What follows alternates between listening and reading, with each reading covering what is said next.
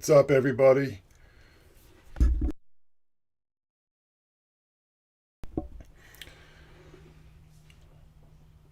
How are we all doing up there tonight? What's up, everybody?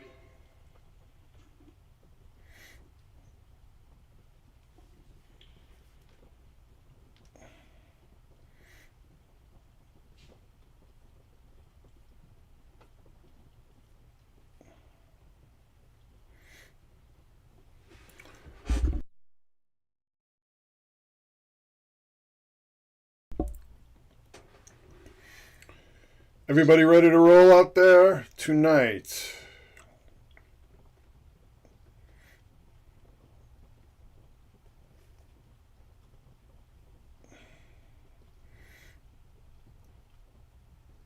Who's out there tonight? Weigh in, everybody.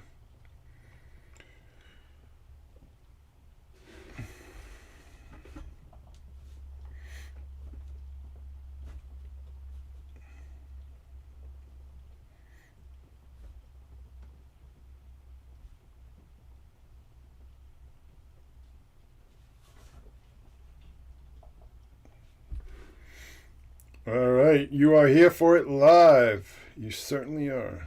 You certainly are. Oh.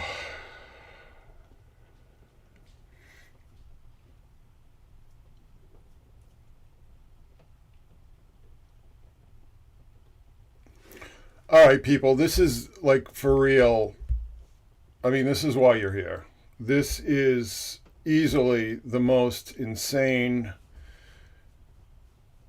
avalanche of syncs I've ever witnessed in my 30 years. And I'm not talking just regular syncs, I'm talking concentrated, high potency, extraordinarily serious synchronicities going on the earth and in the heavens. All right. So buckle up. Buckle up. I'm going to get started here at 7:35, a little bit earlier than I usually do, but we've got a lot of information to go through, and I don't want to keep everybody up late. I know it's a work night, so I don't want to keep anybody here past their bedtime. So we're going to go through this information at a nice little clip. And like I said, I'm going to start at 7:35, just give people a little bit of time to get settled, all right?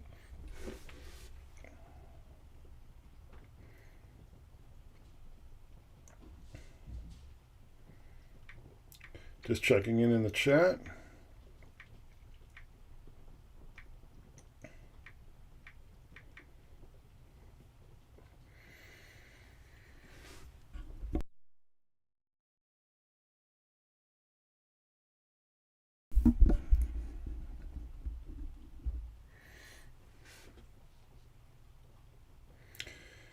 Alrighty. Oh no, Bjorn, I'm sorry. I know it's past your bedtime. I tried it, Problem is I got people, 5, 6, 7 hours ahead, and then I've got people 2, 3 hours behind. So it's really hard to balance because I'm kind of in the middle. But that's what archives are for, are they not? Are they not?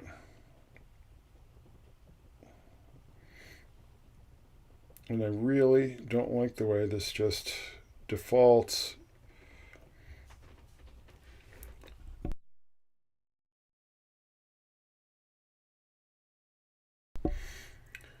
All right, everybody getting comfortable? Everybody getting comfortable out there? We're going to get started very soon. Got a nice little crowd showing up. I really appreciate it. And believe me, this is worth it. This is worth it.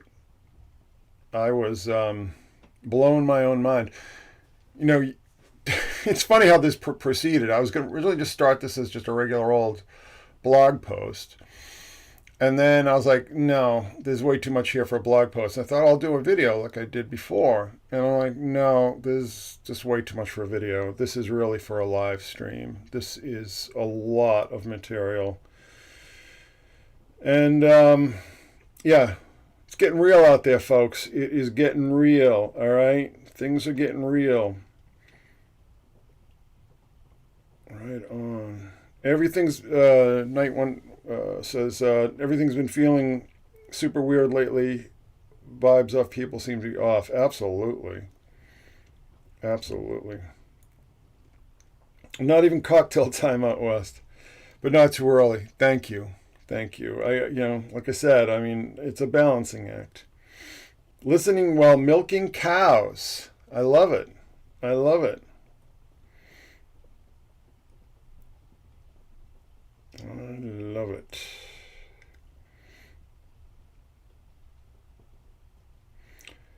All right. One more minute. 1 minute warning, folks, and then we're going to get this party started, all right? This is one you definitely want to pay attention to because... What's up, Janet? There's a lot of information going on here, and like I said, I mean, this is signs and wonders times, folks, okay? This is signs and wonders time. This is the real deal. This is signs and wonders in the heavens, all right?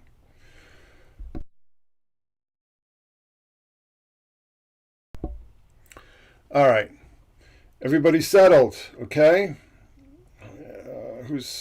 Oh my goodness, filling up. All right, listen, we're going to get this party started. Like I said, there's a lot to go through. I don't want to keep people up too late, all right? So...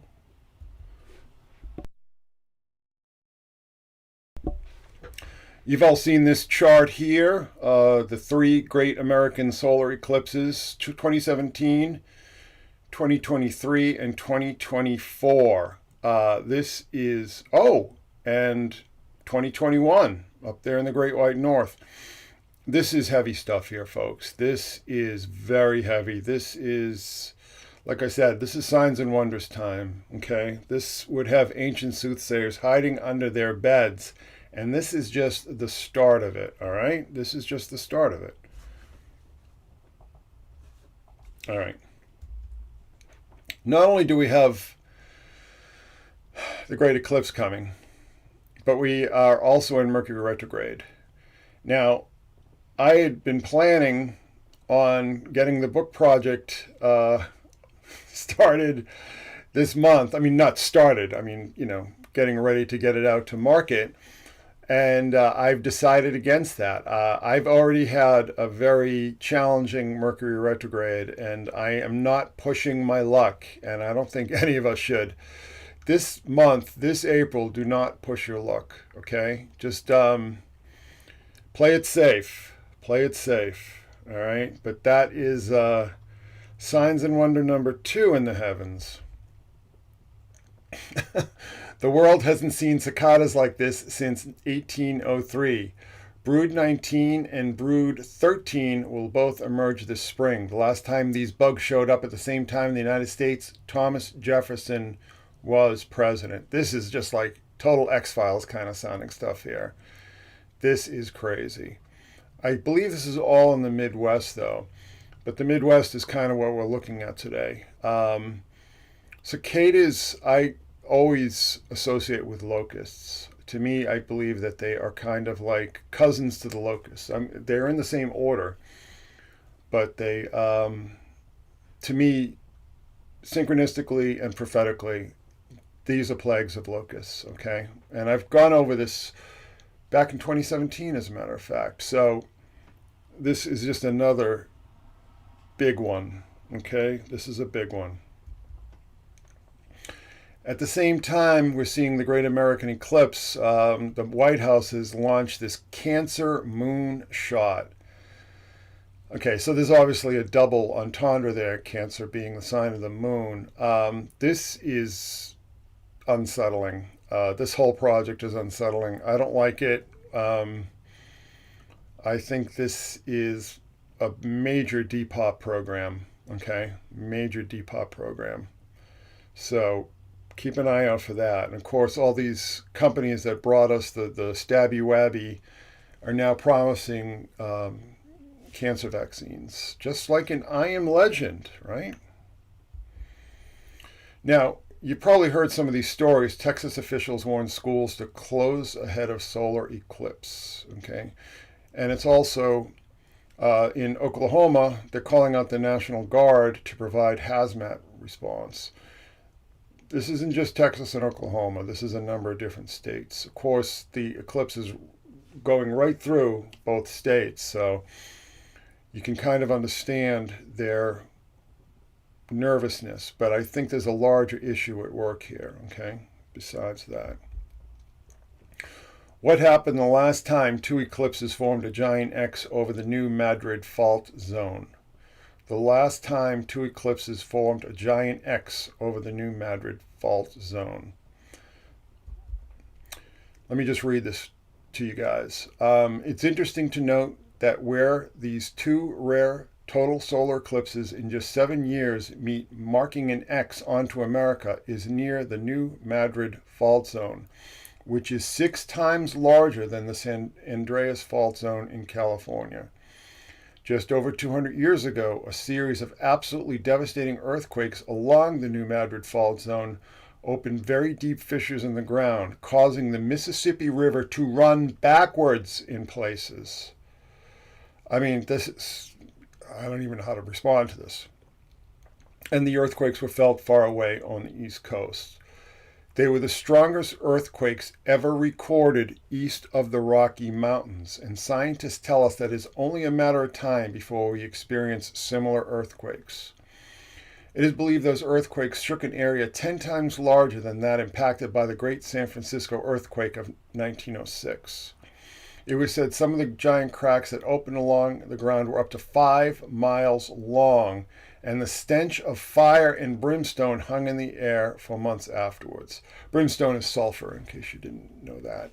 I'd just like to give the heads up to Gary for pointing out that first article there.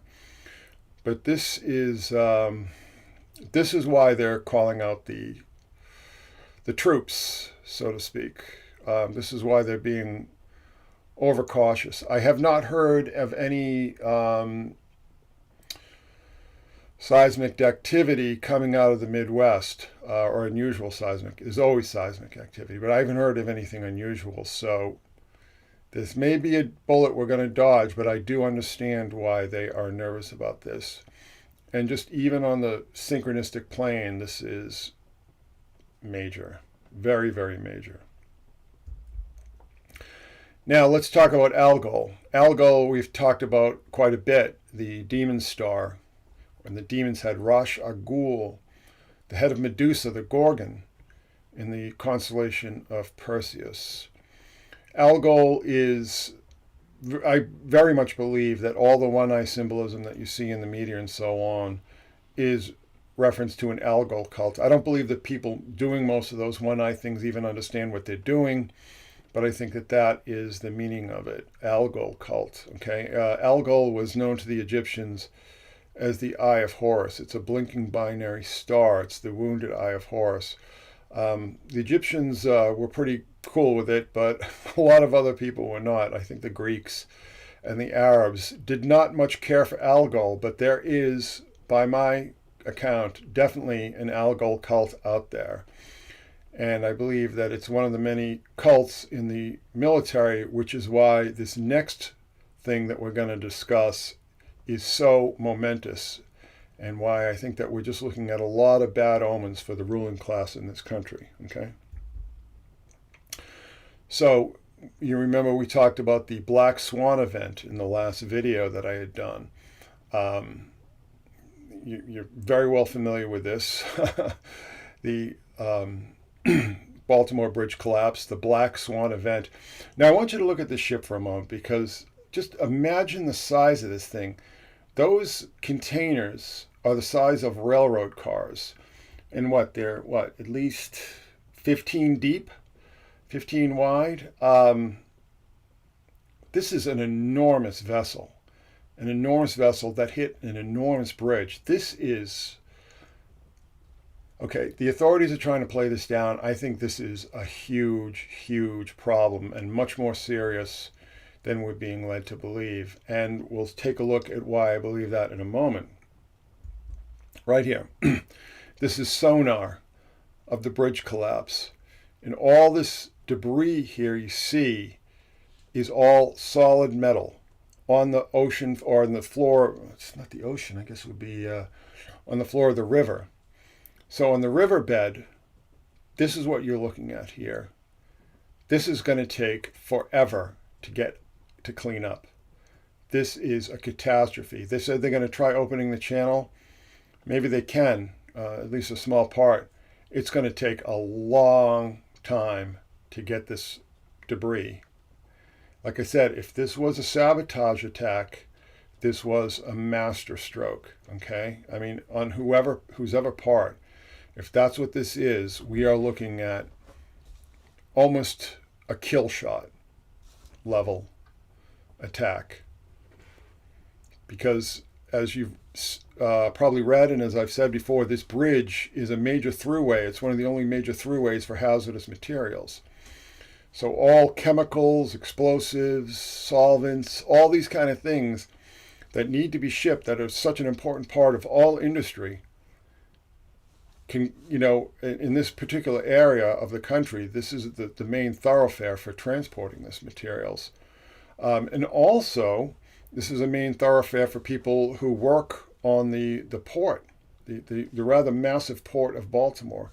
This is a catastrophe. Like I said, they're playing it down, but this is, by any objective standard, a major catastrophe and is going to have major economic impact, particularly in Maryland. Now, two of the ships, fastest U.S. sea lift ships trapped by the Baltimore bridge collapse. These ships had been docked. These can go 33 knots in the open seas, which is amazingly fast for a ship that size. When I believe that these were used in the Gulf War and the Iraq War, any major U.S. overseas military mission, you're going to be using these things to transport material. And these things are trapped. Okay, they're trapped. Oh, by the way, the channel they said that they're going to clear out would be 11 feet deep.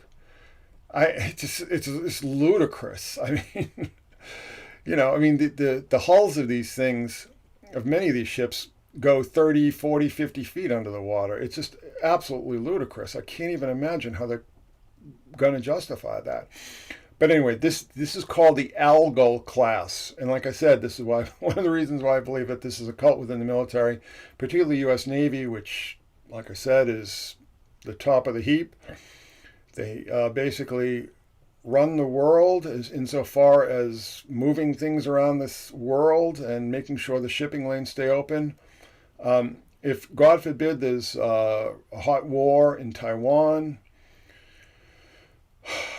there's going to be problems. But these are the Algol class ships, okay? And there is a photo of one of them docked at the port of Baltimore on the upper right-hand corner. Now, you've heard me talk a lot about the stars, and maybe some of you are like, what is this star stuff all about? I don't get this stuff. Well, let's look at the Algol sea lift ships. The SS Algol, the SS Bellatrix, the SS Denebola, the SS Pollux, the SS Altair, the SS Regulus, the SS Capella, and the SS Antares. Okay, I mean, and notice that they had all these generic names before, like Sealand McLean, Sealand Commerce. Somehow they were renamed after all these giant stars in the night sky. These were all very major stars in the night sky. Some of the biggest, okay? I can't believe this. I just, my head is just spinning from all this.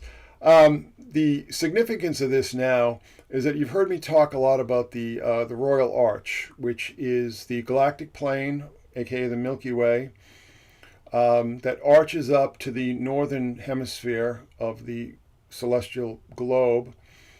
And we have these two, what I call these stairways to heaven, or heaven's gates, right? And we have these at Orion, and we have them at, or actually, I'm sorry, we have them at Gemini. Gemini, of course, Gemini. And also at Scorpio, okay, or Scorpius, if you want to be a stickler about it. Okay, so Denebola is the tail of the lion, and Regulus is the heart of the lion, okay? Regulus played a very major part in Heaven Upside Down in Las Vegas, if you know what I'm saying. Pollux, of course, is Castor and Pollux in Gemini. Bellatrix. Bellatrix is in... Oh, I'm sorry, I'm having a little bit of trouble seeing here. Oh, of course, Bellatrix is in Orion, I'm sorry. Algol is in Perseus, or Medusa, as I said. Altair is in Aquila, the eagle. And Antares is in Scorpius, right there at the gate to heaven, heaven's gate, the stairway to heaven. So these names were not chosen incidentally. These are all very, very major stars in the practice of star magic, particularly Masonic star magic. So again, this is not only a logistical disaster, but also a symbolic disaster, a synchronistic disaster. And there's the nebula. There's Leo the lion, Regulus the heart of the lion. Okay, and there's the sickle in the head. All these things should be familiar to you guys from the work I did on Las Vegas. Okay. How to find Algol, the demon star in the Perseus constellation. And it is so it's not only a binary star, it's apparently a trinary star, if that's a term I can use. So it blinks on and off because these two satellite stars block its light. Okay, so Algol, but like I said, this is very big deal. Very big deal. And I would argue that Algol is the root of algorithm, okay, because of the binary. This is very important to the Egyptians. I'm going to do a series on decoding Egyptian art because I believe that most of it is stellar. So we have Aries, Algol, Taurus being Isis with the cow horns there. Gemini, obviously, with the twin reeds, all right? And again, Algol is the eye of Horus. So Algol is at the center of this, okay? It's at the absolute center of this. So we are looking at some extraordinarily potent symbology here. And like I said, this is not only a crippling of military capacity, but it is a symbolic disaster. And never underestimate the importance of that, all right? Antares, brightest star in Scorpius, the scorpion. The scorpion goddess Serket was often said to protect the deities from Apep, aka Apophis, the great snake demon of evil, sometimes being depicted as the guard when Apep was captured. So what Apep Apophis is, and why Antares guards against it, is that is the galactic plane beneath the ecliptic, beneath the zodiac. And we're going to see this again and again. This stellar symbolism is incredibly ancient, is incredibly potent, and I believe that it is embedded into so many different religious systems that your head would spin, all right? Now, I've talked about this before. The Eye of Ra is the barge of Ra. Ophiuchus is what the Greeks called it. Jacob in the Hebrew, okay? The tail of Scorpio is that little curly Q there that follows the shape of the tail of Scorpio. The eye itself is Ra's barge, and this is going to be very important when we start to look at the eclipse. This all relates to the eclipse, okay? Because the underworld beneath the path of the sun was seen to swallow the sun during these eclipses, okay? So this is all incredibly, incredibly potent symbolism here. Very ancient, Oh, and this is where NASA comes in. This is where NASA comes in. NASA, who I like to call not a space agency. They are just a very, very expensive ritual priesthood. Okay, NASA does two things. It tests missiles for the military, and it conducts star magic rituals. All right.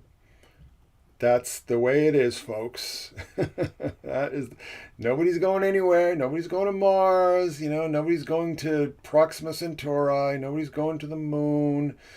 Nobody's going anywhere. This is because NASA exists for magic, star magic. Period. Okay? Period. NASA will fire 3 rockets at the solar eclipse. I mean, here's your proof right here. I mean, it's how much more clear can it possibly be? What is the point of firing 3 rockets at the solar eclipse? There's no come on, there's no science there. This is absolutely absurd. This is 100% ritual, pure ritual, straight, no chaser, and I'll show you exactly why it is. Okay. Now they call this mission. NASA, you gotta just laugh. APEP, aka Apophis. The acronym is so tortured, I'm not even going to dignify it by telling you what it's allegedly supposed to stand for. It's absurd. But you see the usual suspects. We see NASA, Dartmouth, Embry, MIT, Boulder. I'm not sure what AFRL is. It might be Air Force Research Laboratories, which probably is. So, I mean, there's just no science here. There's no point in firing missiles at an eclipse, which is far beyond the reach of these missiles. It's just absurd. It's laughable. But here we go. So this is Apophis. Okay, so look at that yellow line there that goes through all the major constellations of the zodiac. Okay, that is the ecliptic. All right, that is the ecliptic. That is the sun's path through the celestial globe. And below that, that straight line is the equator, the celestial equator, the galactic equator. Now the Milky Way sort of curls through the ecliptic there. Okay, and we're going to be looking at this particular image again when we do our smiley face presentation. Get ready for that. You're going to be seeing this again, all right? Because I think it's very important. But Apophis is that area. So just look at that yellow line there, that sort of waving yellow line there that goes through all the major constellations of the zodiac. Apophis, what they call Apophis, is the galactic plane beneath that. Now, I'm not exactly sure how many of these constellations in the south that the Egyptians knew of. Probably most of them, but some of them, most of the southern constellations were named, 17th, 18th, 19th century. They're fairly recent. That's why the Masons put their little triangular Austrine and Cercinus, the square and compass, right in the middle of the sky there. But anyway, that is Apophis. Okay. Now what exactly the significance of that might be is something we can explore at a later point. But for our purposes, it specifically has to do with the eclipse. Okay, specifically has to do with the eclipse. And eclipses were major events throughout history. Okay, major events. Apophis, known as Apep, is the great serpent, enemy of the sun god Ra in ancient Egyptian religion. The sun was Ra's great barge, which sailed through the sky from dawn to dusk, and then descended into the underworld. Okay, and that's beneath the ecliptic. As it sailed through the darkness, it was attacked by Apophis, who sought to kill Ra and prevent sunrise. Okay, there it is. I mean, this is exactly what we're talking about. This is all stellar and solar. On board the great ship, a number of different gods and goddesses are depicted in different eras, as well as the justified dead and all of those who helped fend off the serpent. Ancient Egyptian... Now, this is very important because this explains exactly what NASA is doing. So pay attention here. Ancient Egyptian priests and lay people would engage in rituals to protect Ra and destroy Apophis, and through these observances link the living with the dead and the natural order as established by the gods. Ancient Egyptian priests and lay people would engage in rituals to protect Ra and destroy Apophis. Apep.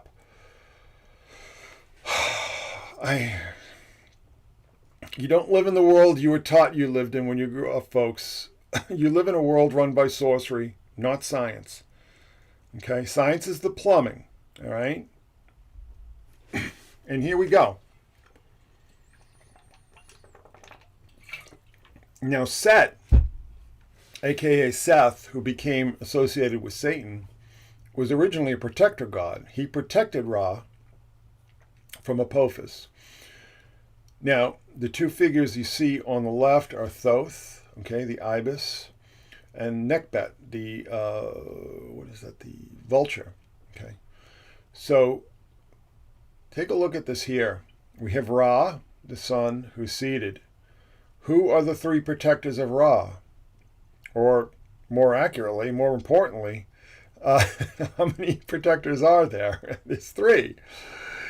Yes, and there we see, there's that Eye of Ra, which I showed you, is Galactic Center. Galactic Center is very, very important in all of this, okay? Now, Set would be slaying Apophis on the other side of the ecliptic. And we'll get into that as well, okay? Because that tells us who Set is. We're going to break the... Well, some of you might have read when I broke the Set code, but Set has... People have been wondering for years who he is. Is he an anteater? Is he this? Is he that? Set is a chimera, and we'll get into that very shortly. Now, back to this whole situation. The three rockets that NASA is not even remotely launching ritualistically from Wallops Flight Facility in Virginia, but it's a part of Virginia which is part of the same peninsula that Delaware and Maryland are. But it's also at the same bay. It's at the head of the bay that leads into Baltimore, Port of Baltimore. So very interesting that they chose this facility to launch these three rockets, which they did not do the last time they did this. We'll talk about that shortly. But what an interesting sync, quote unquote. Yes, they're launching these three rockets from the mouth of the bay. I guess that would be Chesapeake Bay, right? That leads into the Port of Baltimore, which is a major part of our story, okay? And also folds in Algol into the demonic stellar hit parade. Oh my goodness. So this is last year. To study atmosphere, NASA rockets will fly into October eclipse's shadow. The three rockets comprising the APEP mission, so there was APEP even last year, launched on Saturday, October 14th, after Friday the 13th, interesting, from White Sands Missile Range.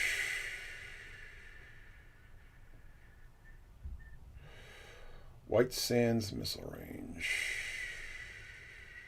And then they flew the data, quote unquote, to Wallops. All right. Oh my goodness. Yeah, NASA. What a joke. Now,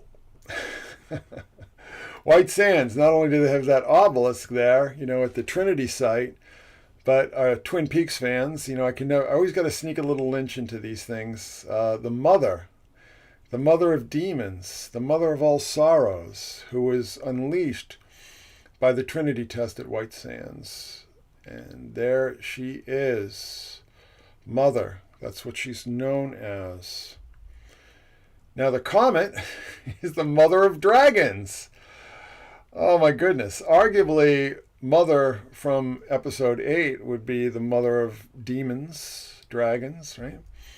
You can watch the Mother Dragon's Comet from Earth now. That's what they're calling it. 12 Pons Brooks, or 12P Pons Brooks. We're going to get into that name shortly as well. So they're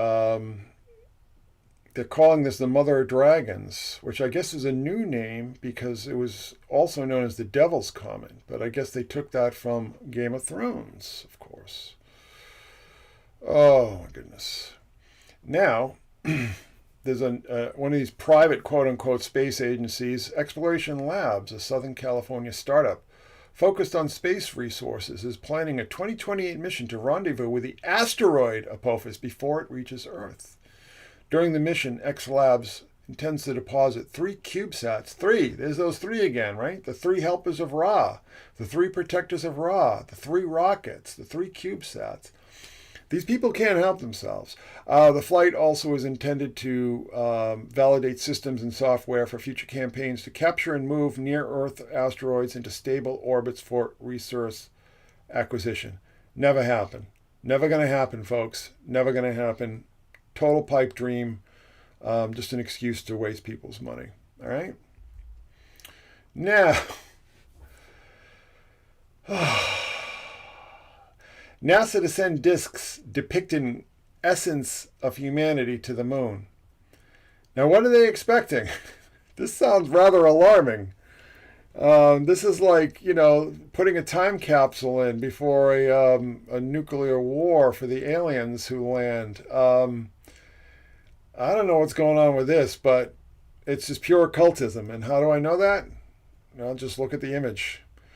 We have... I don't know if that would be an inverted hexagram or a sideways hexagram. I guess rotated 45 degrees within a hexagon. Okay, and then we see all this other imagery. The astronaut. It's very similar to the imagery that they put together for the Voyager on that gold disc, but a lot more occult. Okay, this is just straight up sigil magic. That's pretty much what they're doing here. This is sigil. This is an amulet that they're calling a disc. What are they expecting? What are they afraid of? Very, very interesting. And of what use would this be to whomever, aliens, whomever? I mean, it's just absurd. This is magic. This is sorcery. I shudder to think the purpose of it. Okay, but this is the world we're dealing in April of 2024.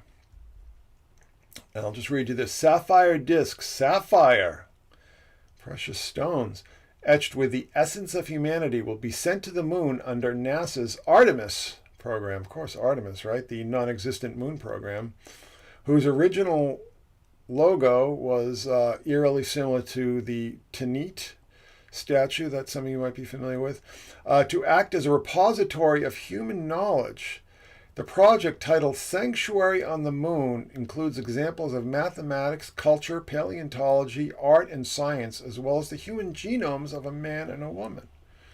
The discs mimic the golden phonographs sent with the Voyager spacecraft, the first ships to leave the solar system, quote unquote.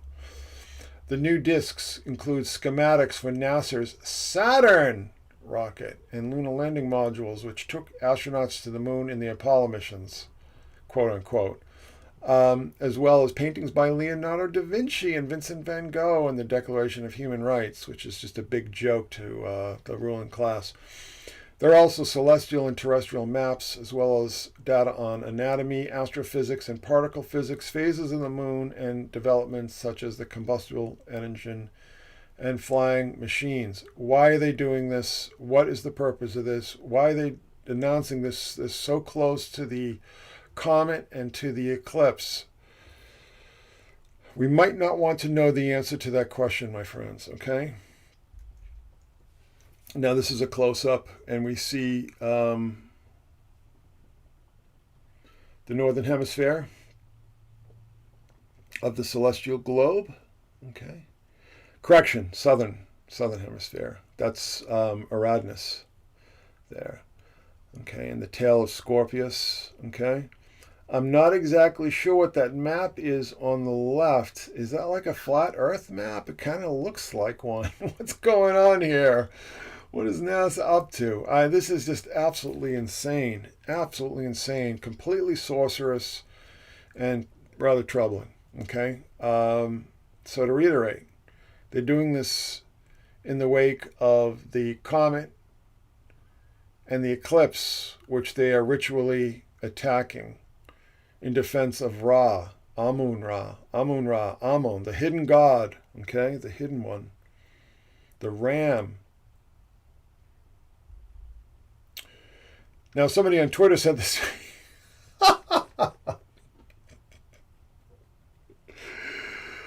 Oh, I first saw this and I thought it said Delta 8, because I'm always looking. Anyway, Space Operations Command, Space Delta 18. And what do they have there? Pharaoh. And the 8-pointed star of Ishtar. What the hell does this have to do with anything? What the hell does a pharaoh have to do with space operations? National Space Intelligence Center. Are you with me, folks? And also it's in the shape of Starfleet, which is totally Masonic and also includes the Council of Nine, channeling cult, the Watchers. This is welcome to the new normal, folks. Okay, I'm helping you to navigate the new normal. Okay, because this stuff is going to be everywhere you look. And it's going to be sending messages to each other, to themselves, to us. We need to understand what these people are saying. And it's not just a question, you see so many people say, oh, this is just this. And, there's a language being constructed here through symbolism. What is the language trying to tell us? Okay, what is the language trying to say? That's the important issue here. And it isn't just the fact that they're just playing with this symbolism. It is a language, and more importantly, it is a sorcerous language. A sorcerous language. Okay, this is sorcery you are looking at. Okay, just want to take a quick peek into the chat.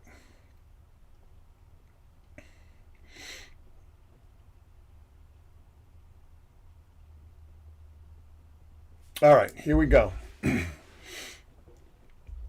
Aurora. Now, I just watched a very interesting little video. So, you've heard all these stories, mostly from neo-pagan sources, that Christian holidays are all sort of rip-offs of ancient pagan holidays. And there are some good scholars, some solid scholars, just debunking that.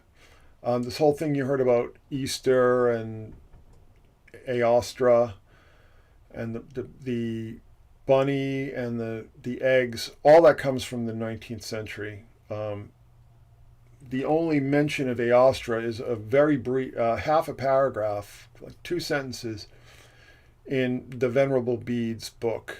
But none of this is attested. It's all propaganda, which is really curious to me. There's a guy on YouTube who I really recommend you guys watch. His channel's called Religion for Breakfast. It is outstanding. This guy really knows his stuff. He does the research. He does the work. And he did a great debunking of the Sol Invictus Christmas myth as well. Very, very excellent channel. Excellent scholarship. Really need to start taking advantage of just all the excellent free research materials out there, because we're gonna need this stuff. Clown time is over. Playtime is over. The superheroes have gone back to Valhalla. No more juvenilia. It's time to grow up and get serious, folks, because otherwise we're not going to survive. Okay? Period. Okay, so this was a week or so ago. Strongest solar storm since 2017 hits Earth but leaves aurora chases in the dark. What could have been a solar storm of the decade ended up more like a storm in a teacup. Okay, so the 2017 link, of course, is very interesting because of the 2017 eclipse, but all the I mean, 2017. I mean, what needs to be said about 2017? Um, it's like 2016, like just ate an entire bag full of edibles and read The Secret Sun from start to finish and came out the other side as 2017. Oh my goodness. Now, so in the wake of this Aurora story, when this expected light show did not show up, there was then this very strange story. The SR-91 Aurora Mach 5 spy plane was never real. Wow. Wow. If you watch the second episode of X-Files Deep Throat, the Aurora spy plane is a major part of the storyline. Okay? It was never real. It was probably just a complete and total propaganda psych out against the Russians. Very, very interesting.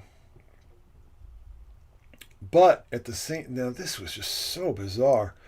Aurora, Illinois, the same week, 2 days after the first story, unveils a new logo for city's central business district.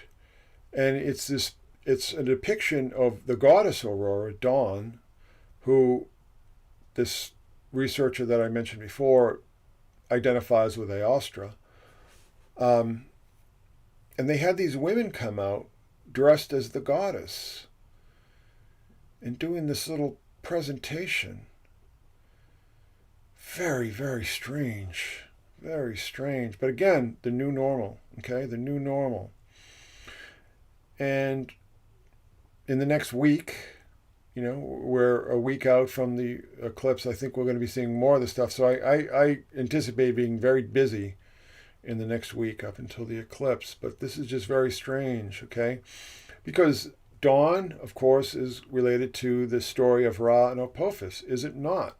So we have these three stories on Dawn, okay?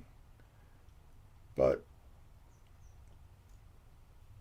they're all related to the eclipse. Are you with me? Okay, so these are not separate stories. These are all part of this ritual, this massive mega ritual that I'm trying to explain to you guys, all right? Oh, the red heifers. Again, I want to give a heads up to my man Gary for reminding me of this story. I mean, this is a story I've been following for a number of years, but this seems to be picking up speed. In a West Bank settlement, Israelis tend red cows and plan the third temple. Radical plans to slaughter the heifers have raised concern across the Arab world and were even linked by Hamas to the October 7th attack.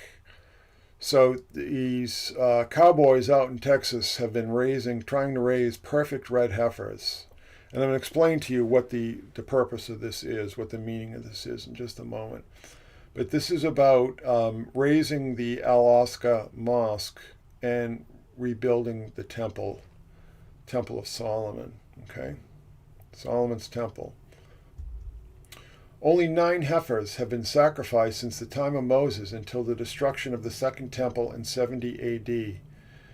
The Rambam Maimonides stated that the 10th red heifer ceremony would bring in the Messianic age.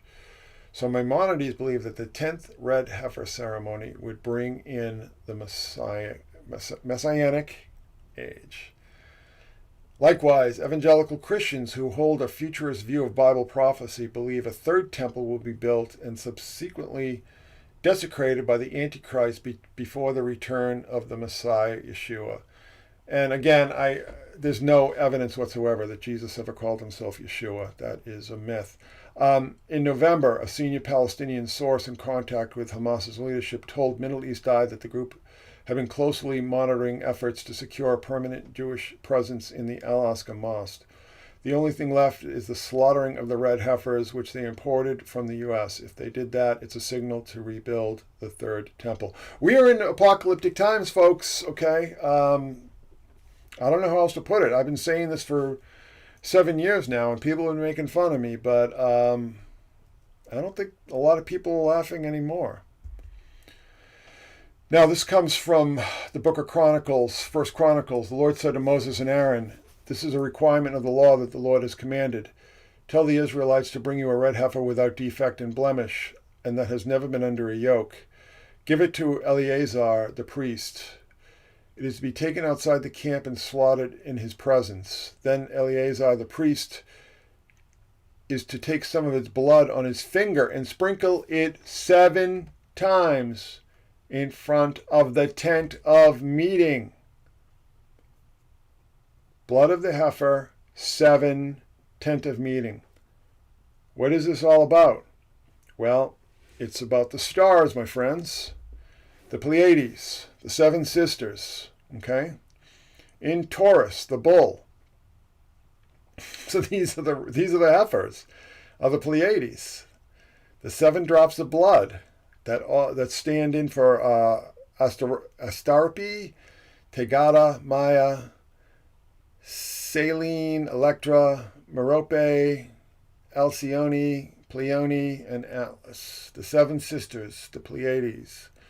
That's the point of sprinkling the blood 7 times towards the front of the tent of meeting, which is Auriga. Auriga, the house of David. Auriga is the house of David, the charioteer, the shepherd. Okay? You might remember I showed you that the icons of Auriga were mirrored in depictions of King David when he was a shepherd boy. Shepherd boy! Yes, Buckley. Oh my goodness, it never ends. So we see Taurus. Okay, so Taurus is the heifer that needs to be slaughtered to open the temple, which is Auriga. The temple is Auriga, the house of David. Okay, Capella is the temple of Solomon. And remember that Capella was used in one of those Algol warships. So this is what this is about. This is all stellar, because stellar symbolism is at the basis of all the world's major religions. Okay, period. And this doesn't mean they're not true. This doesn't mean that they're myth. It means that, I think it means the opposite, to be perfectly frank.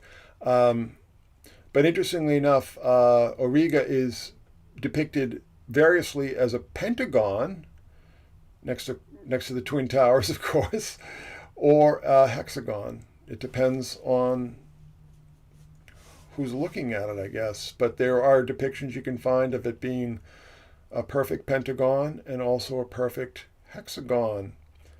Hexagon, yes. The house of David, the Star of David, the Star of David. Okay, Capella. House of David. This is all stellar symbolism, my friends. And like I said, this doesn't mean that it's not based in truth. Again, you know me. I mean, I think the exact opposite. I just want to reiterate that. But also, we talked about Nekhbet before, right? The vulture goddess, who I believe was the Egyptians' version of Altair the eagle. And here she is with the 7 Uriasis, models for the seraphim, the burning serpents. Now, this is well attested that the Uriae, I guess the plural would be Uriae, but that kind of looks stupid, so I wrote Uriases, are the models for the seraphim, the burning serpents, okay? So there we go, the 7 sisters yet again. And look at all those stars. This is all stellar. This is all stellar symbolism, on earth as it is in the heavens. On earth as it is in the heavens. Heaven's mirror. Okay? This is all about bringing heaven down to earth. All right? CERN. Welcome to CERN. Apologies again. It's been a long day. It's been a very long day. I've been working my you-know-what off on this thing. So let's get it started again.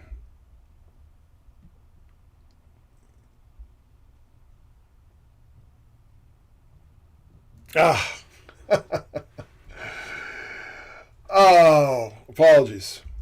CERN to test the world's most powerful particle accelerator during April's solar eclipse to search for invisible matter that secretly powers our universe. A complete and total ritual. Absolutely absurd. Okay? Absolutely absurd. What possible connection does the solar eclipse have to invisible matter that secretly powers our universe? None. Ritual, CERN, ritual, sorcery, sorceress, period. Slowly at CERN in Geneva, the Large Hadron Particle Collider accelerator is coming out of it. This is a lot harder than it looks, folks. Slowly at CERN in Geneva, the Large Hadron Collider Particle Accelerator is coming out of its regular hibernation again. Progress can be followed live on a CERN webpage. Late last week, for the first time since the annual winter shutdown, a first beam of protons briefly went around the accelerator's 27-kilometer circle. It's 17 miles, too. 17 is more important there. At full 6.8 TeV energy. The first collisions of proton beams are expected on April 8th, when all tests and fine-tuning of the machine are over. Then the large CERN experiments involving colliding protons can resume their measurement program. And yes, the giant all-seeing eye of the Large Hadron Collider. Yes, that's not terribly ominous looking, is it? Bloodshot eye of CERN. Oh my goodness. Oh my goodness. Oh, we're back. We're back. We're back in black, folks. We're live. We're live. I got carried away. Yes, the broken bridge in the dream, 1945, Dolly, for whom the MV Dolly, merchant vessel, Dolly was named. Yes. Is CERN causing collective mass delusion by creating portals to alternate dimensions? An investigation. The Large Hadron Collider could be the world's first time machine. Yes, the world's largest atom smasher could be the first machine capable of causing matter to travel backwards in time. In the same way, the earthquakes in the New Madrid Fault caused the Mississippi River, of all rivers, to travel backwards on Earth as it is in the heavens. And of course, the persistence of memory, the distortion of time, right? Time being melted away. Time being distorted, right? There we go. There we have it. There we have it. All right? And here we go. And this is from Elon Musk's Twitter page. Please let me use the CERN Large Hadron Collider. I am normal and can be trusted with a demonic technology unlike anything the world has ever seen. And there, of course, is the Cross of Malta, right? The Maltese Cross, or more accurately, the cross of the sun god Shamash in the 17-mile Large Hadron Collider. And there's that all-seeing eye again. This is sorcery, folks. Sorcery, sorcery, sorcery. Pure and simple. Oh. The new star. Oh, yeah. Boy. Another sign and wonder in the heavens. A new star. But where is the new star? Where is this new star, my friends? Celestial explosion will briefly create new star in night skies. A nova explosion is caused by hydrogen falling onto the surface of a white dwarf over about 80 years. Like a hydrogen bomb in space. Boy, not too scary in light of all the other events in that week. Astronomers say the explosion could happen between now and October, becoming visible to Earth for several days. Where is it? Where is it? View the nova explosion, new star in the northern crown. The Northern Crown? Why are they calling it the Northern Crown? Well, because it's Corona Borealis. Corona Borealis. Yes. A star system located 3,000 light years from Earth is predicted to become visible to the unaided eye soon. This could be a once-in-a-million viewing opportunity, as the nova outburst only occurs every 80 years. T. Coronae Borealis, or TCRB, last exploded in 1946. Oh, my goodness. Maybe that explains Project Diana and Project Crossroads. Or Operation Crossroads. And astronomers believe it will do so again between February and September 2024. New star in the heavens. All right, let's. We've got the comet. We've got the eclipse. We've got this new star. What else? What else? What else awaits? I ask you, folks. I ask you. Now, the significance of Corona is Revelation 9, the star map, the locusts, which people have been puzzling over for thousands of years until I cracked the code, because it is a stellar travel. When he opened the abyss, smoke rose from it like smoke from a gigantic furnace, like a nova, right? Smoke from a gigantic furnace, from the abyss, from space. The abyss is outer space. On their heads were crowns, as it were, like gold. Corona Borealis, the crown. That's where the nova is going to be. He opens the abyss. Smoke rose from it like smoke from a gigantic furnace. At the head is the crown of gold. Their faces were the faces of men. Boötes, the shepherd. Right? And they had hair as the hair of women. Coma Berenices, the wig of the Pharaoh's wife. That's the hair of women. Cannot be less unambiguous. Teeth of lions, Leo, right? So it's just one, and it's just one after the other. I love this one too. The breastplates of iron, crater, which is the cup, the breastplates, the cups, right? Corvus, the sound of their wings, the raven. The sound of chariots of many horses, Centaurus. They had tails like unto scorpions, Scorpius. So there's our Antares connection again, right? And the eye of Ra. And they had a king over them, the angel of the bottomless pit, Corona Ostrina. Now, here's something a lot of people don't realize, that Abaddon, aka Apollo, the plague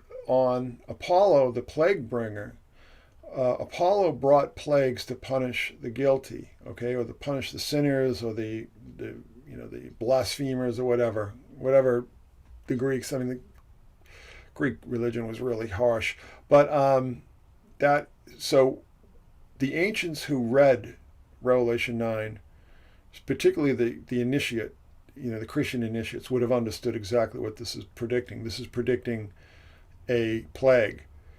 And I think from the sound of it, if it's not taking place during Corona, this nova in Corona, my initial guess is that it's taking place during the Draconids, the Draco meteor showers. Okay, I believe they're in November. So this I believe that the locusts are a plague, and you're familiar with the term, the plague of locusts. Okay, but this is, to me, it's predicting an actual plague, like a pestilence, a disease. Okay, that is my belief, and I think it's pretty well attested by the imagery you see there. The hairy star. Oh yeah. Let's get into the hairy star. The devil comet.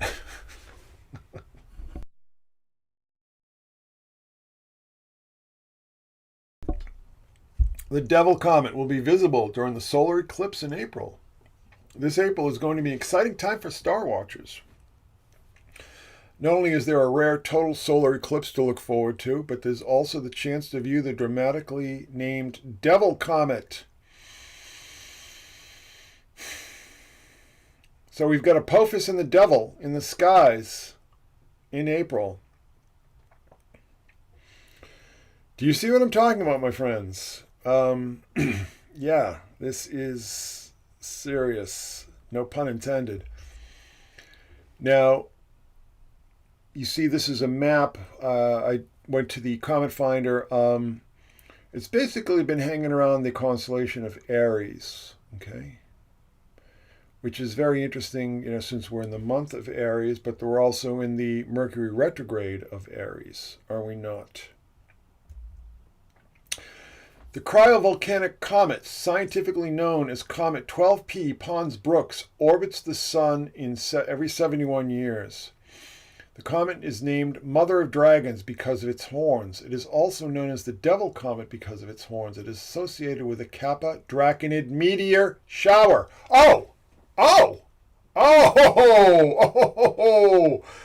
The nova in Corona Borealis and the Kappa Draconid meteor shower with which the Devil Comet is associated.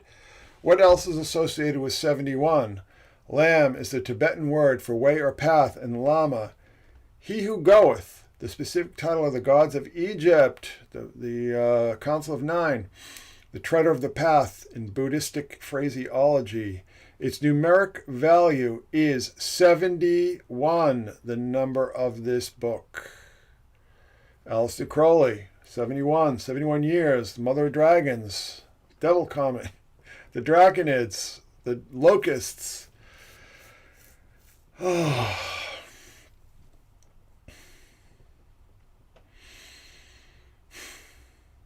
Yeah. Yep.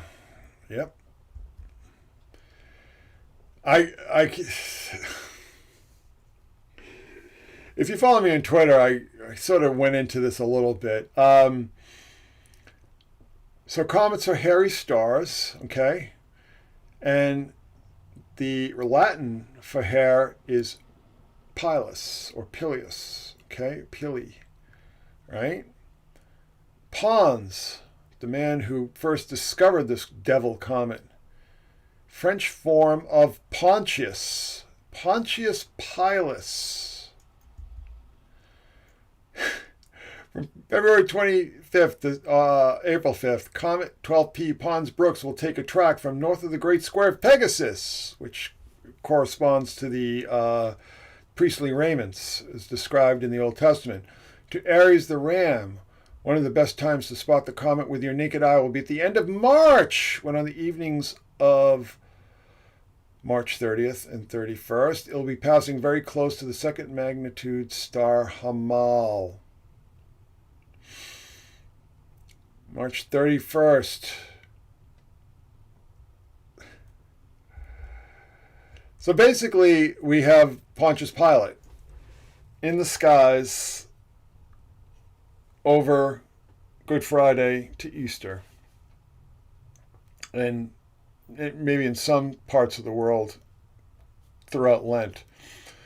But the Pontius Pilate comet, literally the Pontius Pilate comet, Pons, Pontius, Comet, Pilus, Pilate, that's where the name Pilate comes from, right?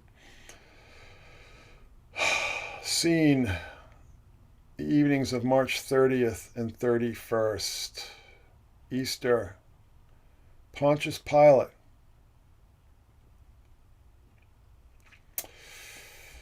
Yeah. Now, somebody pointed this out to me on Twitter today. Pontius Pilate's wife, who became a saint in the Catholic Church, Saint Procla, who appealed to Pilate on Jesus' behalf, was sent a dream. So she, in some ways of looking at it, was a Sibyl. Pontius Pilate's wife was a Sibyl, Saint Procla, right? Canonized in the church. And actually there are apocryphal tales that Pontius Pilate himself converted and was executed for his crime of conversion. Very, very interesting. So there we go. Pons, Pontius, Comet, Pilot, Easter. Oh, and no, yesterday now, Comet Hale-Bopp from Heaven's Gate away team, closest to the sun 27 years ago. Yes. Wow. Yeah.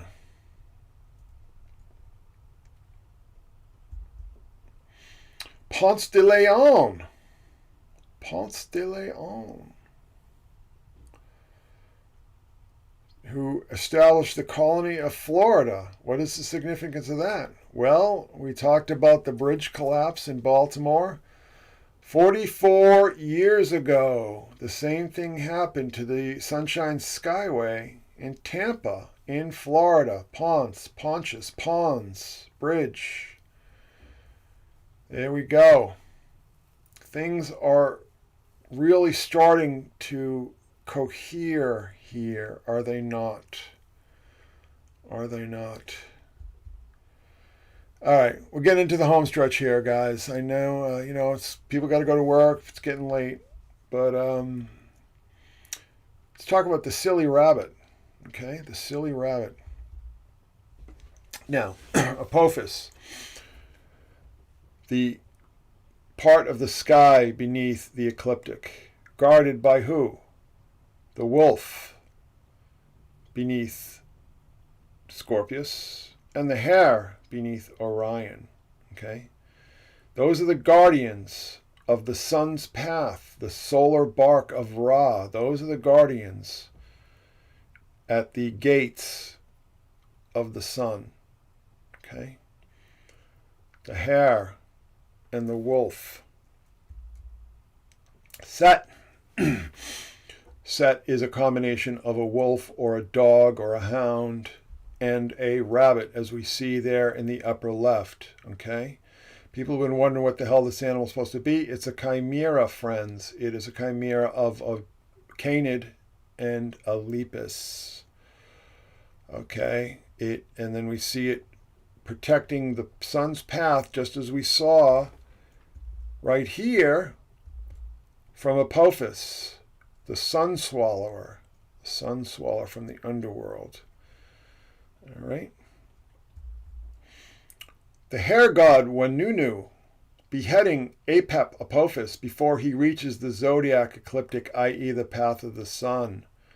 And there we see Wanunu, the leopard god. I'm sorry, well, it's a rabbit, hare. Yeah, I've had a very long day. Protecting the world tree from Apophis. There we go. There we have it. And there we see Lepus, the constellation, on the left. Now, just look at that very closely. Look at Lepus very, very closely, okay? Look at that constellation very closely, because the eclipse comes 8 days after Easter. Okay? So we have the Easter bunny, the hare, Lepus. And I just rotated the constellation of Lepus, which is right beneath Orion, if you want to try to take a look for it in the night sky.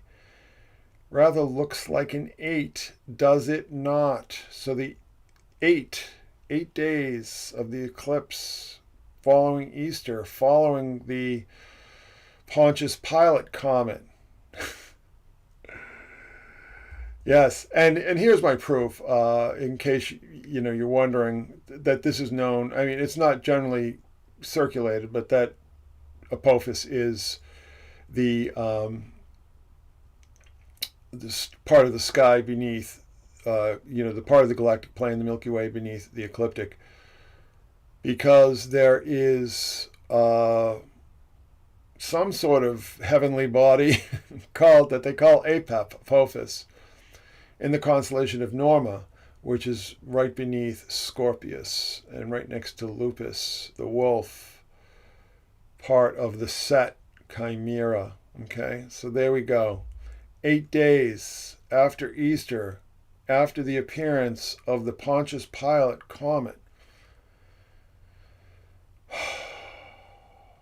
The eclipse, 8. And there is 8 for us right there. Yeah, there we go. There we go. Now, this was weird. Sir David Attenborough's new wildlife series, Mammals, launched on Easter Sunday, but left viewers feeling anything but warm and fuzzy with scenes of a rabbit being torn apart by a coyote. Ritualistic, folks. This is set. Rabbit being torn apart by a coyote, rabbit, coyote, canid, wolf, lupus. There we go. Why was this included in this Easter Sunday show? Purely ritualistic. Purely ritualistic, period. Okay? That's all there is to it. Now, silly rabbit, right? CERN launches the White Rabbit collaboration. White Rabbit is an open source timing technology developed at CERN with applications far beyond particle physics for use in the finance sector and more. And there's that big ominous globe that houses the Oracle. Yes, the cloud of the Oracle is housed in that big giant domed building. CERN is ritualistic sorcery, techno-sorcery, high-tech sorcery. There we go, CERN, the White Rabbit. So yes, we see the rabbit guarding the sun from the eclipse, right? The bark of Ra, the path of the sun. We see the chimera of Seth, god of the Hyksos, was in the pantheon until the Hyksos were expelled from Egypt. And then Set became persona non grata. Set is essentially another storm god, like Baal, okay? All right? Baal Hadad, right? And CERN weighs in with their White Rabbit, and this was announced just a few days ago. Okay, so you always look for these patterns, right? So when you understand the stellar symbology that is at the core of all this ritualism, of all this sorcery, it's not hard to find. Okay, it's really not hard to find. And CERN launching during the eclipse, and then launching the White Rabbit, the protector, to protect the sun against the power of the eclipse, against the power of Apophis. All right, there we have it, my friends. There we have it. Solar sorcery is at the core of real occultism, not the silly kind of sex pest stuff like Satanism and neo-paganism stuff. I'm talking the real thing. Stars are at the center of it all. Of it all. Of it all. Now, 2 things put me onto the whole issue of the stars. One was, first was Gordon White's book, Starships, which I have to admit when I first read it, the first time I read it, I just couldn't wrap my head around it. I mean, Gordon's always just operating on another level. But it had an enormous effect on me because the stars have played a huge role. But really, the real catalyst, that was sort of like the preamble. The real catalyst was Pearly Dewdrops Drops and the supernova 1987 in Dorado. Okay. Now, we talked about that during the Prophecies live stream. So this is really what we need to look out for, is the stellar symbolism, because it is at the heart of sorcery and high initiate magic and religions all over the world. Okay? I don't understand why. I'm still working on it. But people don't go to all this kind of trouble on a lark. All right? This isn't like an op or a hoax. This has been going on for thousands of years. Okay? And if we want to understand the symbolism that's being thrown at us, we need to understand how it corresponds to the night sky. And also the night sky, and this is what I say when I talk about Revelation just being filled with stellar symbolism, and that the beast from the sea and the Whore of Babylon and the locusts and all these figures that people have been puzzling over for thousands of years are all stellar symbols. To me, rather obvious. The problem is that theologians don't know the stars and astronomers don't know the Bible. You've got to know both. And you've got to get your head off the zodiac. People are just so fixated on the zodiac. You've got to get off the zodiac because that's just part of the sky, okay? And to me, the real action is that royal arch, okay? That part of the Milky Way where you enter in either through Scorpio or Gemini, okay? That's always where I look first, because the purpose of all this initiate symbolism and sorcery is that these people want to become gods. What is the story in the Garden of Eden? The Draco, right? Draco, the serpent. You shall be as gods. Okay, you shall be as gods, which means you shall be able to live outside and inside of time. And time, the zodiac is time. Saturn, what is Saturn? People have always talked about Saturn, the cult of Saturn, the black cube of Saturn. What does this symbolize? Saturn in the ancient world was the outermost planet. So if you wanted to escape the archons, i.e. the planets, you needed to get past Saturn. Once you got past Saturn, your soul could ascend to the stars.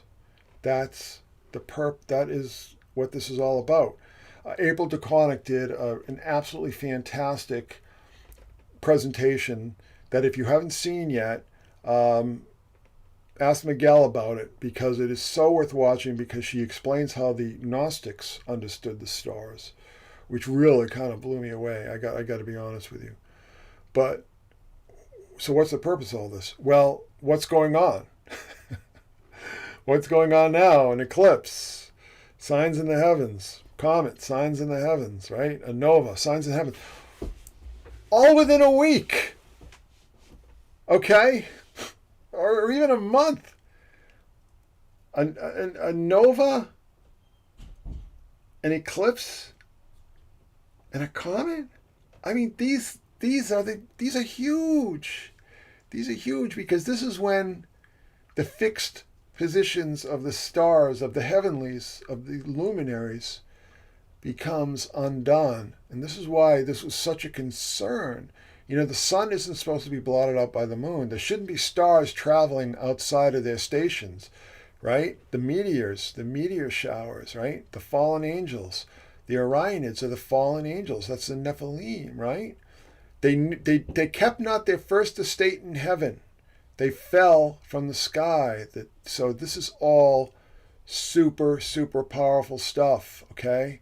And again, I'm still working out the precise significance of this. All I can tell you for sure is that it is highly significant, and people launch wars over this stuff, all right? Throughout history.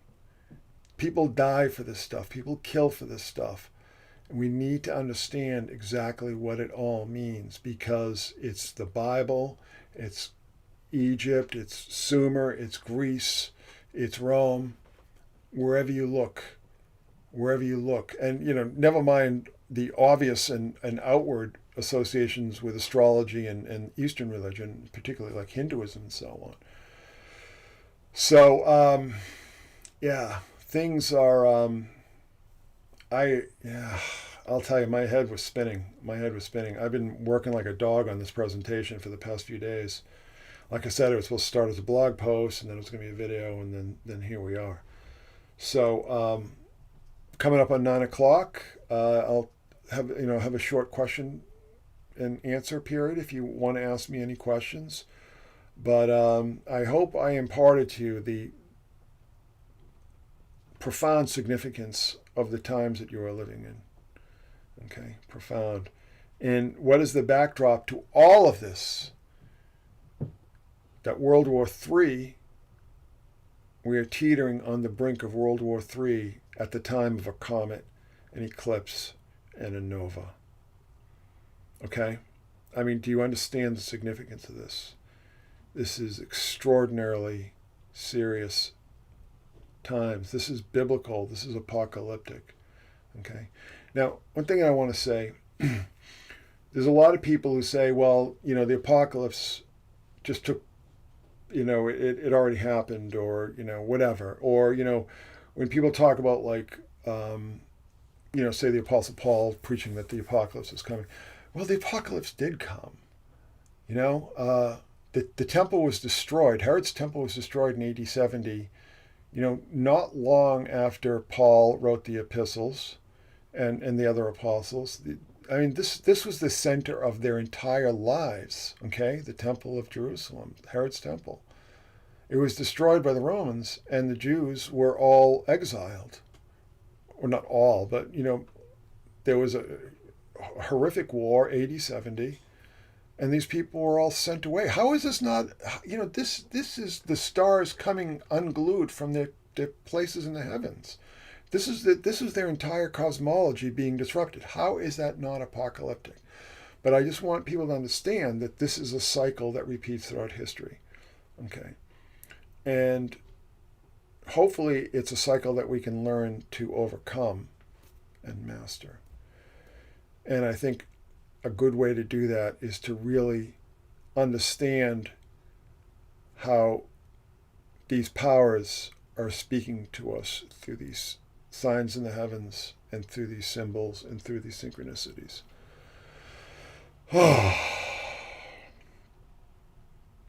Anyhow. Oh, Laurie said Constantine and his sign in the sky. Yeah, the Chi-Rho. In the sign you shall conquer. Yes. April DeConnick, Rice University. Yeah, fantastic presentation. Oh. And again, I apologize for our little the little silent movie. I love Buster Keaton and Charlie Chaplin and what was the other guy? Harold something. Rudolph Valentino. Just wanted to do a silent presentation for a bit. Okay, so here we go, my friends. I'll just type this in. Any questions?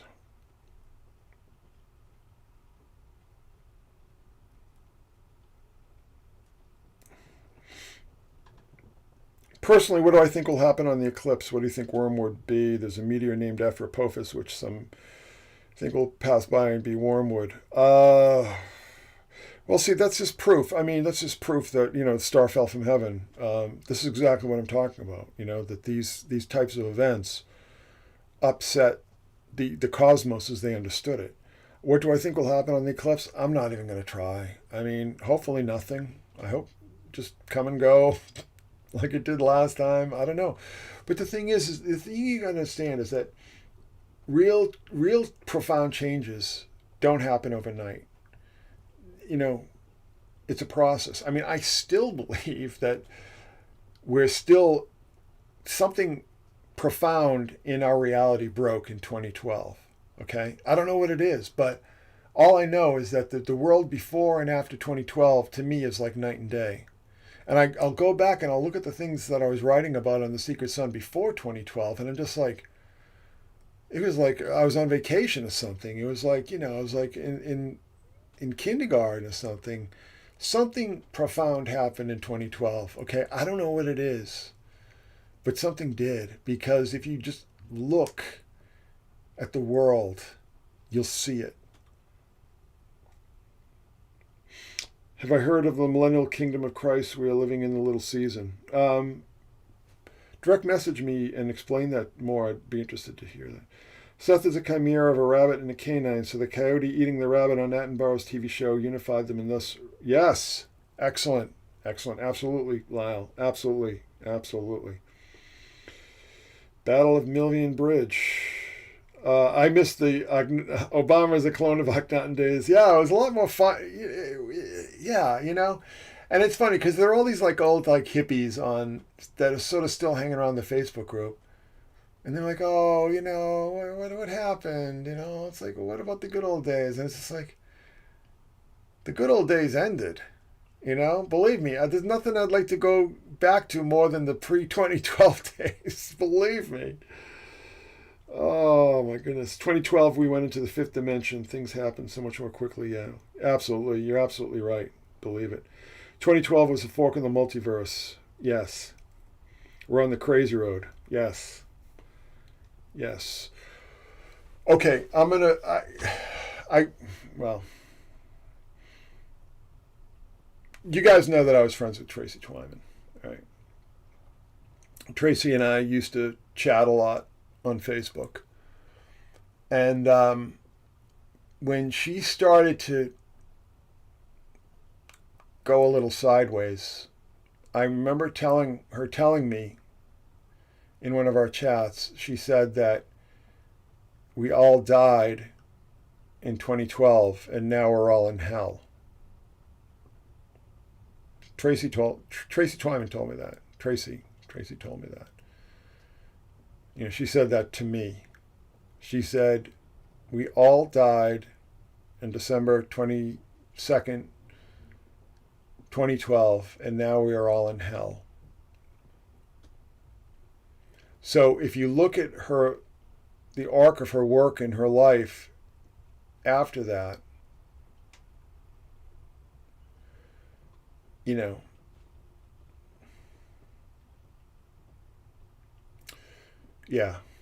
So, I mean, I don't believe that myself, but she did. And I think it hastened her demise.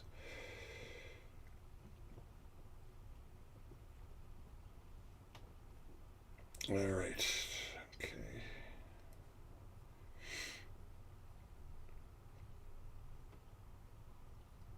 Three-body aliens. Me and my wife are going to watch that. We're going to watch it the other night, but we both got caught up in other things. I do want to watch that.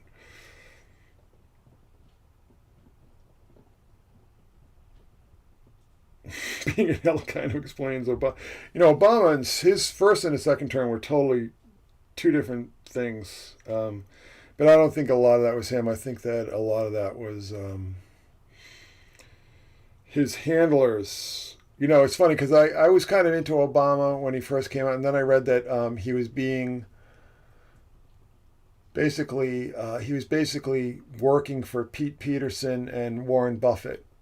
Those are basically his two big sugar daddies. And as soon as I read that, I was like, all right. And that was during the primaries. I'm like, okay, I'm done with this guy. I knew exactly what was coming, because of that.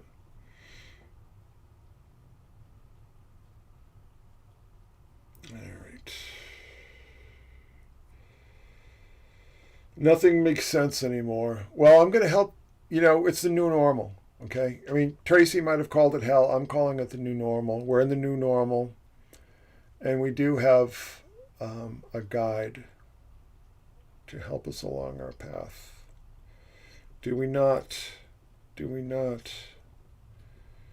Yes. 2017, when it all became apparent to me, right? And I keep saying it like I'm like a broken record. It's like Chris Cornell's death, for whatever reason, signaled the start of this process. And I think, it's rather difficult to argue with at this point. Politicians who wear the sponsors. I'm so done with politics. I'm so done with politics. I'm so done with politics. I always have like a year zero attitude right now. I just think that all the old forms and alliances and allegiances just don't make any sense anymore. New things are going to form, new nations, new peoples.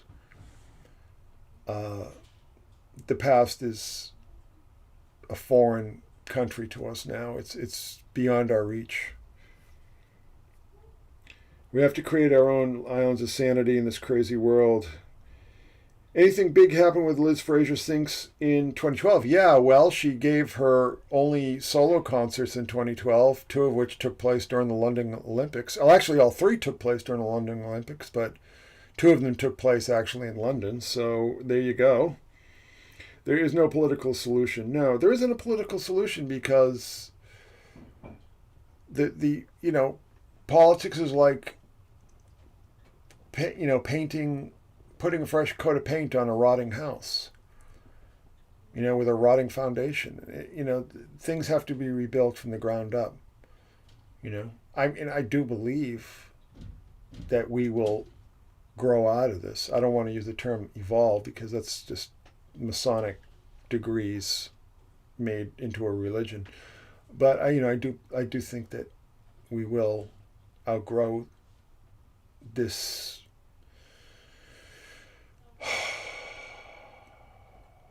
And I think technology will play a part in that, but not before technology plays a part in unleashing hell on us. Yes, politics, many bloodsuckers, yeah. Jordan Peterson is just, oh God.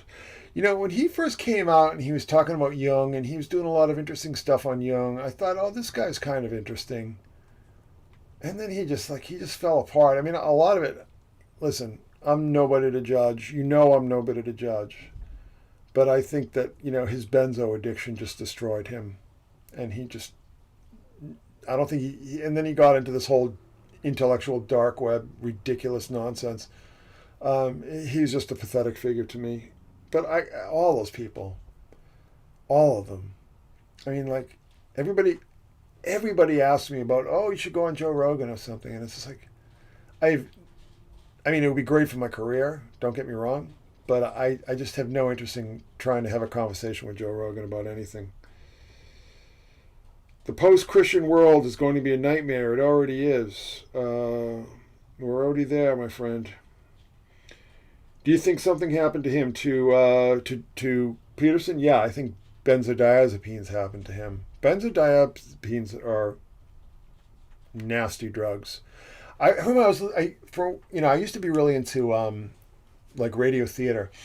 And it's funny because if you listen to a lot of these old radio programs from the 40s and stuff, they're a lot darker than they're not, some of them get pretty nasty. But I was listening to this detective program because I'm huge into detective stuff, and this one detective was like, he was addicted to Valium, and he's saying it's like, it's harder than heroin to kick. Benzodiazepines are evil. I know people who had a real number done on their lives by those drugs. Not good. Peterson was too neurotic to deal with the Southern fame. Yeah, fame is I've never wanted to be famous. I don't like people, all right. I listened to this audiobook, Steve Martin's autobiography. And he was just describing what happened when he became a superstar, and it sounded like hell. And you could tell that it felt like hell to him. Because, everywhere he went, do this bit. It's like, I'm tired. I want to go to bed. I go to my hotel room. I'm hungry. I want a burger or something. People expect him to always be on. And it's funny because related to that, I remember Bill Murray said one time, people want to be rich and famous. He said, just worry about being rich. Don't worry about being famous. Being famous, I think, is a curse. Because you're owned by the world. You no longer own your own life. You're owned by the world. Which is why people like, before he was murdered, Kurt Cobain wanted to quit Nirvana. And that's what that quote-unquote suicide note was about. Before Courtney, whomever, forget I said that, whomever wrote, all the rest of it. He didn't want to be Nirvana anymore. He didn't want to be famous anymore. He just, he's an introvert, Jim Morrison, when the Doors got big, he said, I wish we were back at the whiskey. How many of the current royal family illnesses tying? I had some royal family stuff in this, but I took it out because it was a bit of a tangent. Okay, I took it out, but we'll do some more on that. I did do a full live stream on the royal family back in, what was it, 2022 now? Cancer is the beast rising from the sea. Could be symbolism. Yes. Yes. Kate is already gone. Yeah, that was an AI deep fake. I'm convinced of it. People have run that through AI detectors, and it's always like 98% AI. She's definitely dead, and it's really a shame. It's really a shame because nobody deserves that.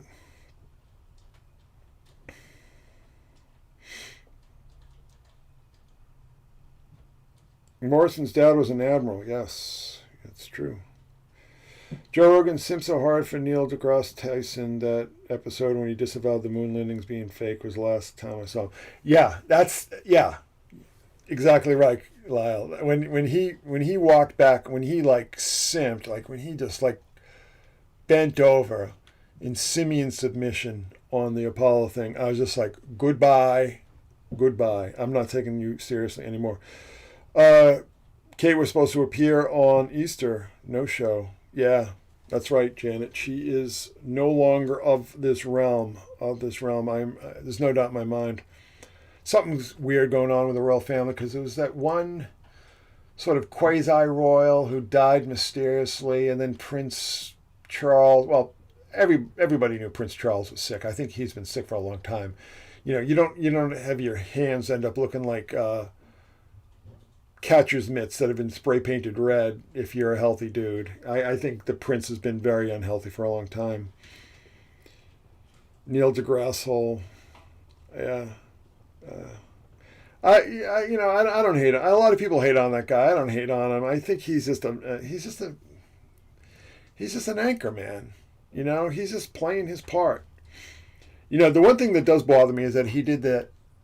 Seth MacFarlane, who I think is an odious, disgusting individual, he produced that Cosmos thing, and like, all right, putting Neil deGrasse Tyson on the level of Carl Sagan, whatever you think of Carl Sagan, the man was a stone cold genius. Neil deGrasse Tyson is not, okay, in any way, shape, or form. He's not even in the same ballpark as Carl Sagan was, okay? So there you go. He's a midwit, yes. Excellent. That's exactly what he is. And again, I find it, people get so angry about that guy, and it's like, I find it impossible to get angry about that guy. He's just such a mediocriton. It's like, who cares?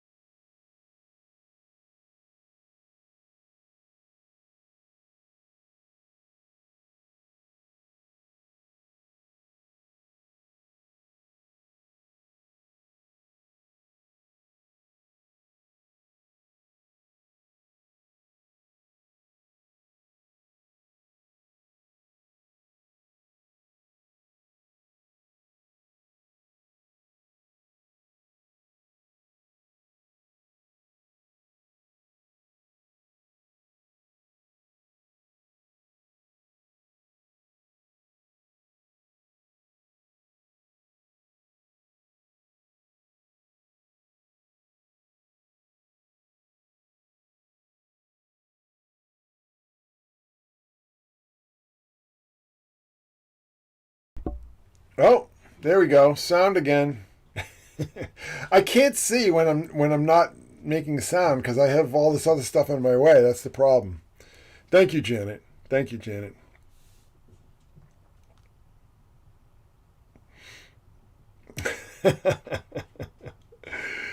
I need a producer bad.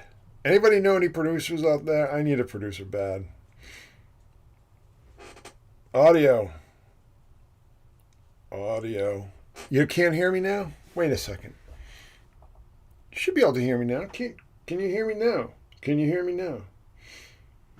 Can you hear me now? Oh, there we go. Right on.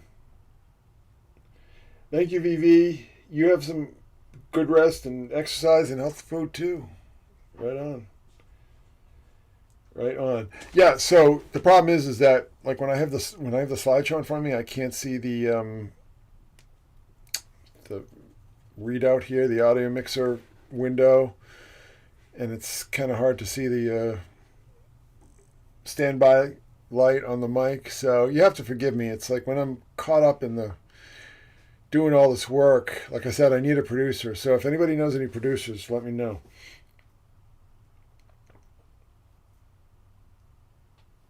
I'm back in top messages. Yeah. Right on.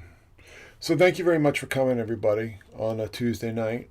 I really appreciate it. And appreciate anybody watching the archive. And just hit me up with any questions you have.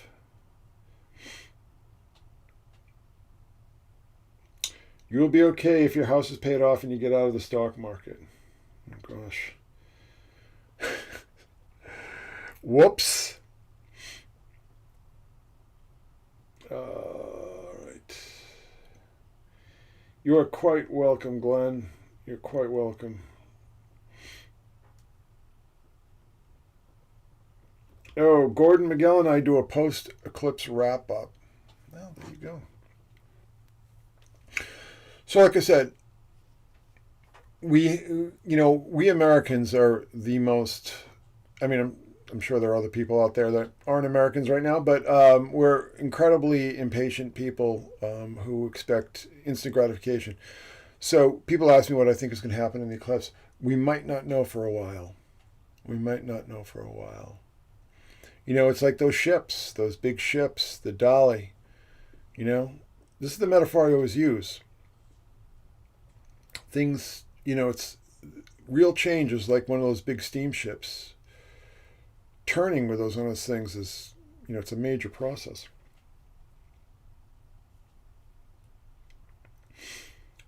Okay, give me a second here.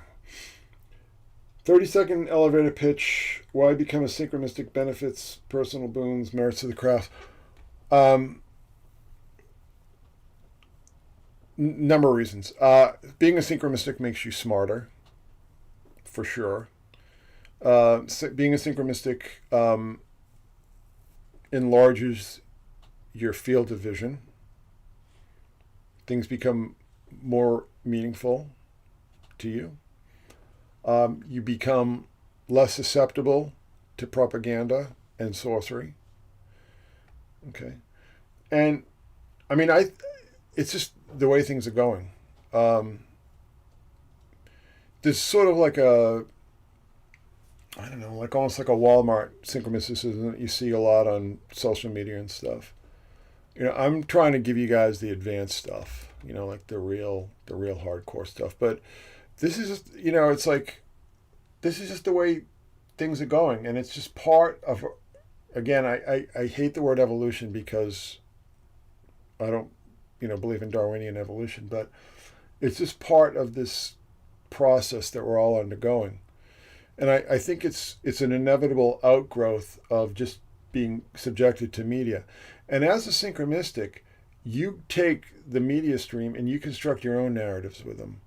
You piece things together, on your own. And Stephen, one thing I always say is that the machines, AI, for instance, but the machines that control the world now, control everything we do now, run on what?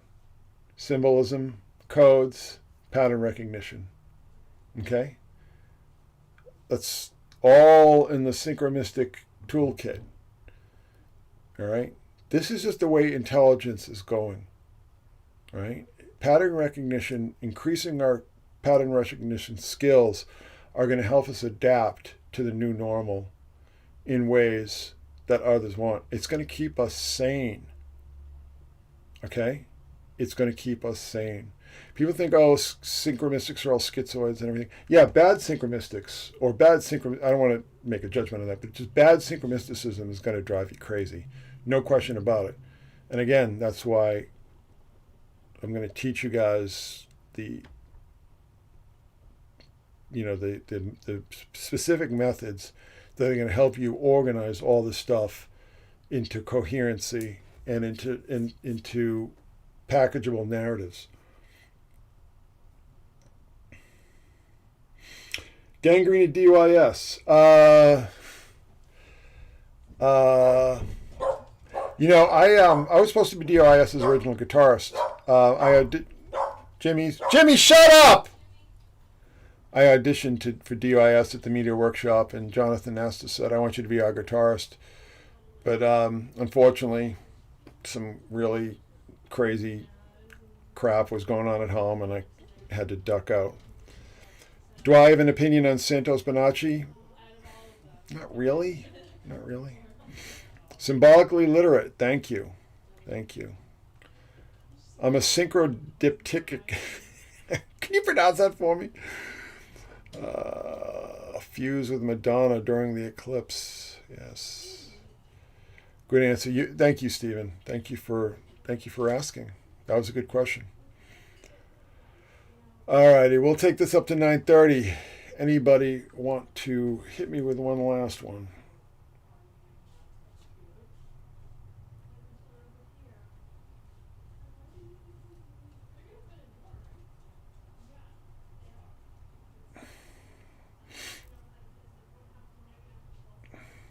How to deal with synchromisticism manifested into your own personal life. Figure it out. Figure out the message. That's what you do. That's how you deal with synchromisticism manifested into your own personal life, is figure out what the messages are. Follow the breadcrumb trails. Yes. That's the way. That's the way to approach it. Saturday night then. Yeah. It's going to get really heavy, guys. Just want to let you know. I'm going to tell you some things that, to the VVs, my VVs out there, you're going to, tales will be told out of school. Oh, my goodness. Oh, okay, Lori. Why did that get erased? Lori said synchronicity and serendipity equals synchrodipity. Synchronidipity. I think synchrodipity would probably be better. It's a less complete portmanteau, but yes, Lori, synchronicity and serendipity. Arguably the same thing. Who knows? Wait, didn't I answer that question already, Lyle? I thought I did.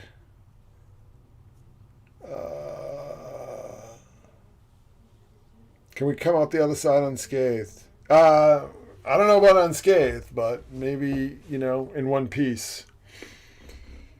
I don't know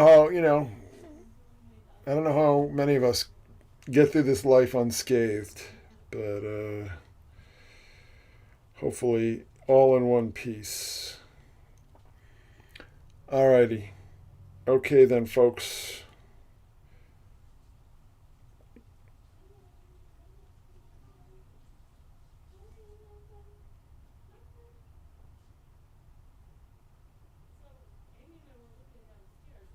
Alrighty. Good night to all. Thank you for joining me. I will make the slideshow available. It's definitely worth studying. things, like I said, it's going to be a very busy week, I'm sure. I'm sure. I hope I get time to work on the Smiley situation. Oh, Schizomystic. Yes, yes. Good night, everybody. Good night. Good night. I'm just going to stop the broadcast. Nope. Gotta wait till 9:30. You know how I am.